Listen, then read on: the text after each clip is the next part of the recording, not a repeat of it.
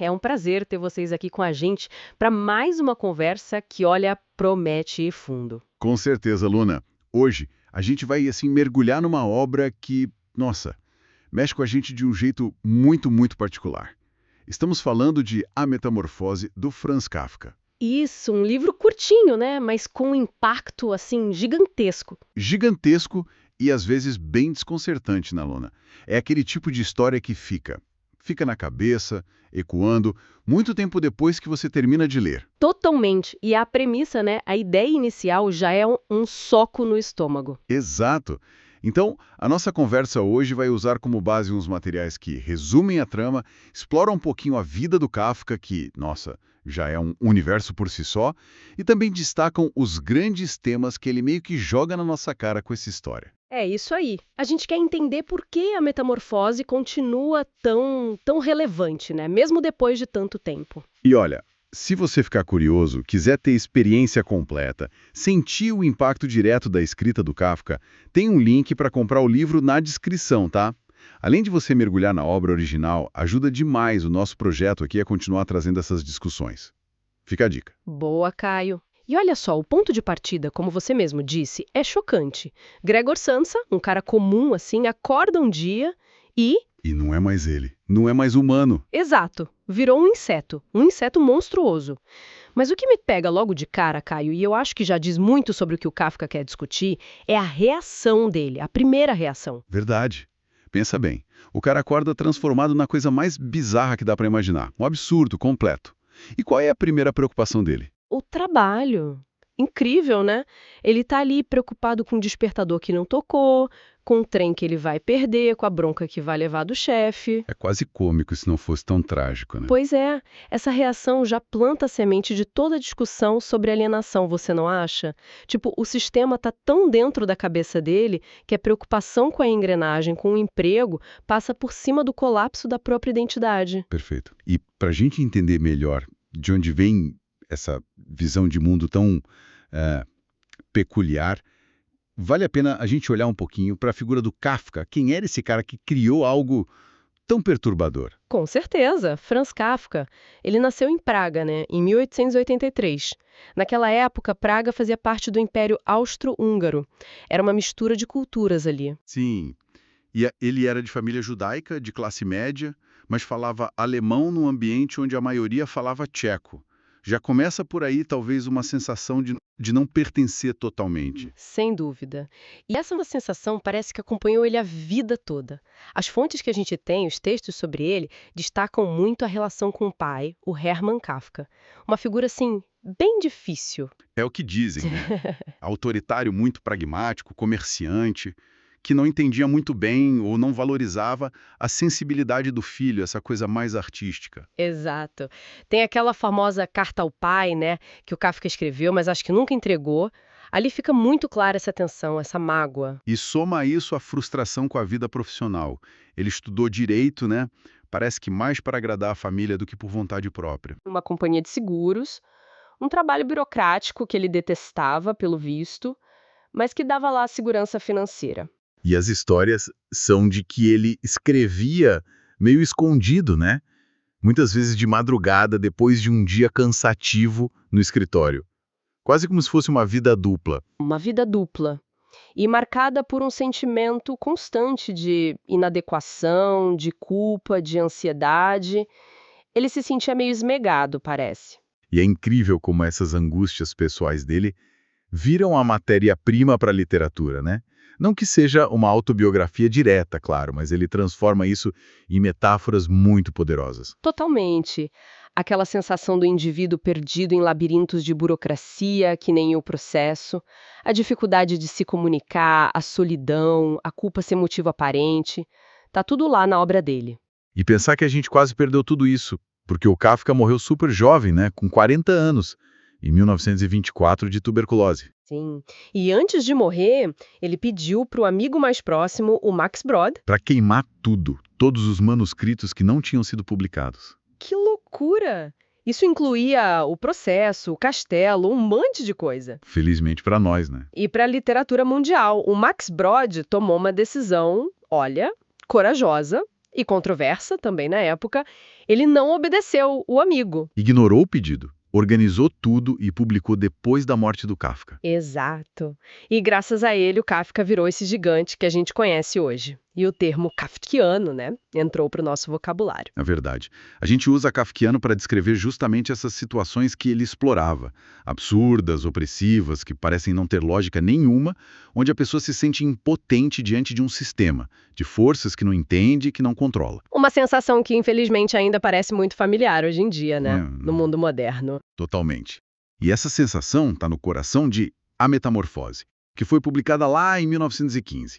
Então, vamos voltar para o Gregor Samsa. Vamos. Ele não é só um cara qualquer, ele tem um papel muito claro ali na história. Ele é caixeiro viajante. Uma profissão que o próprio texto descreve como, nossa, desgastante, cheia de preocupação com horário, viagem, comida ruim, relações superficiais. E ele faz tudo isso por quê?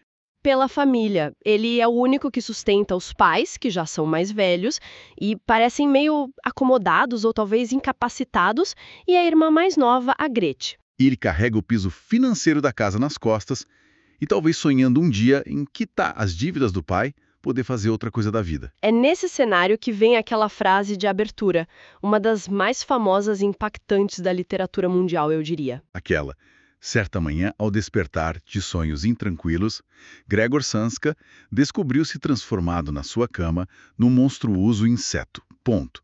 Assim do nada, sem aviso, sem explicação, pá. E como a gente já falou, a reação inicial dele é quase negar o que aconteceu, né? Em favor da rotina, do trabalho, ele tenta levantar, pensa em como vai explicar o atraso para o chefe. É um retrato muito forte dessa alienação moderna que a gente estava comentando.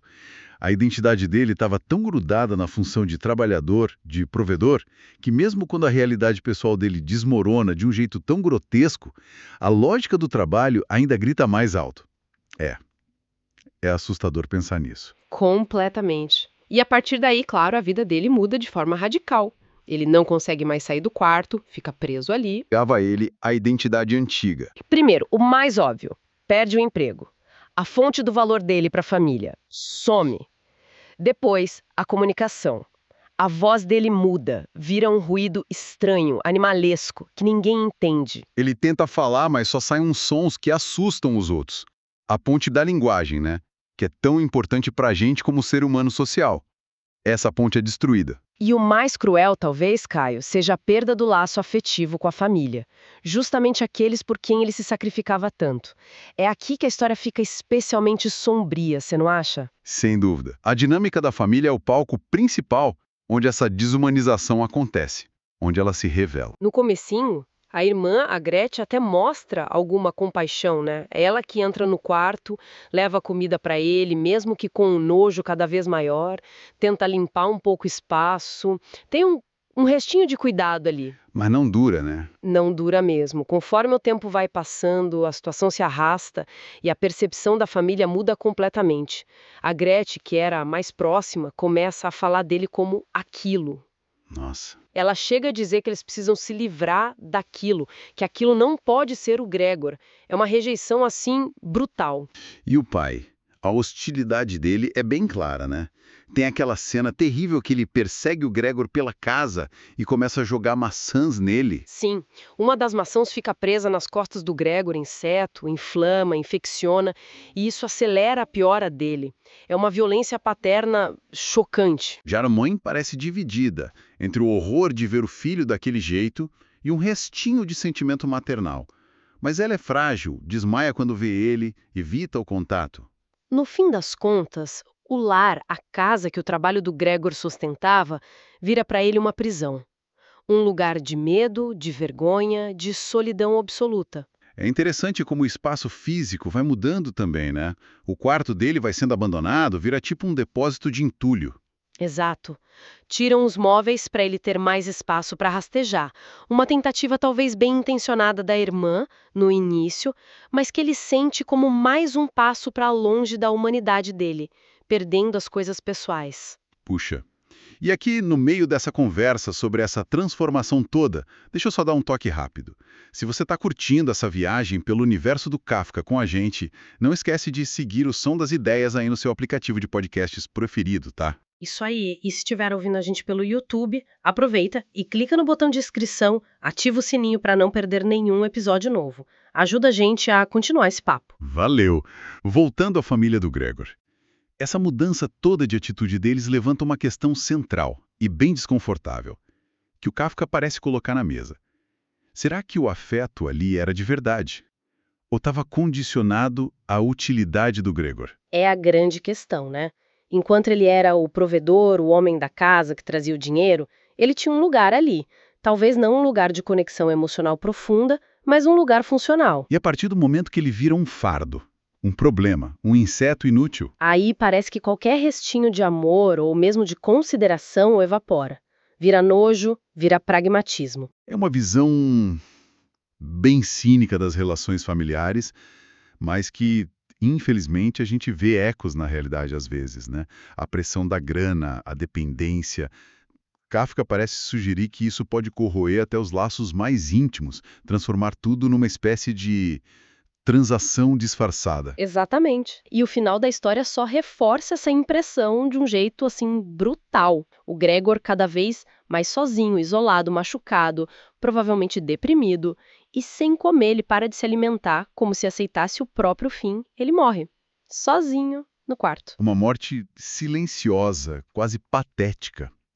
E a reação da família no dia seguinte, quando a empregada encontra o corpo e avisa, é um dos momentos mais frios da literatura, na minha opinião. Concordo totalmente.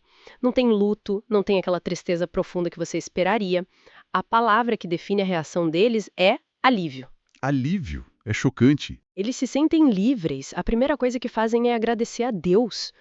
Depois decidem tirar o dia de folga, coisa que não faziam há muito tempo.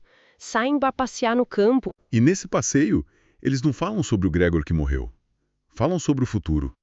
Falam sobre como a Gretchen cresceu, virou uma moça bonita, forte, como tá na hora de arranjar um bom marido para ela. A vida continua, né? E o foco muda, na hora, para o próximo membro da família que pode ser útil ou que tem alguma promessa para o futuro. É de uma frieza calculada que arrepia. Totalmente. É como se a morte do Gregor fosse a condição para eles poderem seguir em frente, retomar as próprias vidas, agora sem o problema que ele virou. Esse final escancara de um jeito implacável a alienação total do Gregor. E essa natureza condicional, quase mercantil, dos laços sociais e familiares da visão do Kafka. Toda essa história tão forte leva a gente a pensar nos grandes temas que o Kafka está trabalhando aqui, né? Quais você diria que são os pilares dessa obra, Caio? Olha, Luna, vários saltam aos olhos. E eles se conectam de um jeito bem complexo. O primeiro, que a gente já falou bastante, é a alienação e a solidão. O Gregor, de certa forma, já era meio alienado antes de virar inseto, né? Pelo trabalho repetitivo, pela falta de conexão real com as pessoas. Sim, a metamorfose física só torna essa alienação interna visível, extrema. Ele vira o símbolo do indivíduo isolado na modernidade, definido pela função que exerce e descartado quando não serve mais. Será que a gente não vê um pouco disso hoje? Na forma como o valor das pessoas às vezes é medido pela produtividade, pela presença online? É uma pergunta muito atual. E ligada a isso vem a desumanização. A transformação em inseto é a imagem literal, grotesca, de um processo que talvez já estivesse rolando antes. Exato. A sociedade, o trabalho, até a própria família já tratavam ele mais como uma função, o provedor, do que como um ser humano completo, com desejos, medos, sonhos. A forma de inseto é quase como um espelho dessa condição que já existia. E aí entra o tema talvez mais chocante, que é o da família versus utilidade. Kafka parece quebrar aquela imagem idealizada da família como lugar do amor incondicional, do refúgio. Totalmente. Na história, o amor, o cuidado, parecem diretamente ligados ao benefício que o Gregor traz. Quando ele deixa de ser útil, o afeto vira repulsa, pragmatismo e, no fim, até um desejo de se livrar dele. É uma crítica muito forte a relações baseadas em interesse, mesmo dentro de casa. Isso me faz pensar. Será que o Kafka via isso como algo específico daquela sociedade do começo do século XX? Ou como algo mais universal, mais atemporal, sobre a natureza humana quando está sob pressão? É uma ótima pergunta. Eu acho que tem um pouco dos dois. Com certeza ele estava reagindo à rigidez social da época dele, à burocracia, ao capitalismo industrial nascente, mas a força da obra está no fato de que essa dinâmica de utilidade versus afeto, de incluir ou excluir baseado no servir para alguma coisa, ainda faz sentido para a gente hoje, em outros contextos. É verdade. A pressão por performance, o medo da dependência, a dificuldade que a gente tem de lidar com a doença, com a fragilidade, são coisas que não sumiram, né? De jeito nenhum. E tem mais um tema que é muito, muito Kafka: a culpa e a resignação. É impressionante como o Gregor, mesmo sendo vítima de algo totalmente fora do controle dele, quase não se revolta. É verdade. Ele aceita a condição dele com uma passividade que chega a incomodar a gente lendo. Ele se preocupa em não atrapalhar a família, se sente culpado pela própria existência monstruosa, parece que ele internaliza a rejeição que está sofrendo. Sim, essa culpa meio difusa, sem um crime claro, é muito característica dele. Alguns até interpretam essa passividade não como resignação total, mas talvez como um estado de choque profundo. Uma paralisia diante do absurdo, do incompreensível. Tipo, ele não luta porque a realidade deixou de fazer sentido para ele. Pode ser. De qualquer forma, essa falta de rebelião só acentua mais o isolamento e a impotência dele. Então, juntando tudo isso, qual seria a mensagem que fica de A Metamorfose? O que essa parábola estranha e triste continua dizendo pra gente hoje? Olha, eu acho que ela funciona como um espelho bem cômodo. Kafka força a gente a olhar para as partes mais sombrias de nós mesmos e da nossa sociedade. Ele questiona o que a gente realmente valoriza nos outros.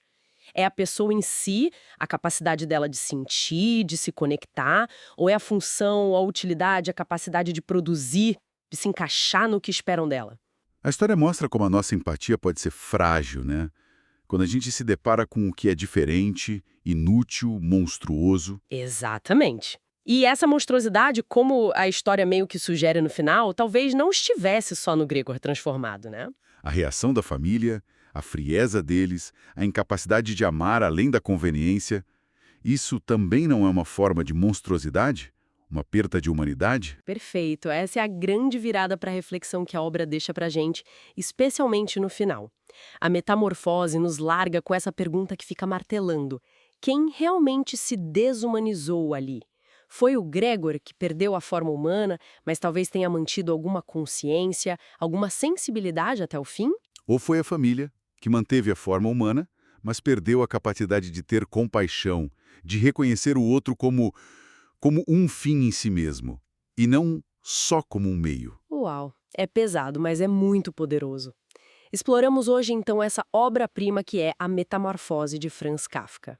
Mergulhamos na história do Gregor Samsa, na transformação literal e simbólica dele, na frieza das relações baseadas na utilidade e nessa sensação profunda de alienação que marca tanto a obra quanto a vida do próprio Kafka. Uma ficção que, partindo de uma ideia absurda, toca em verdades bem desconfortáveis sobre nós mesmos e o mundo em que a gente vive.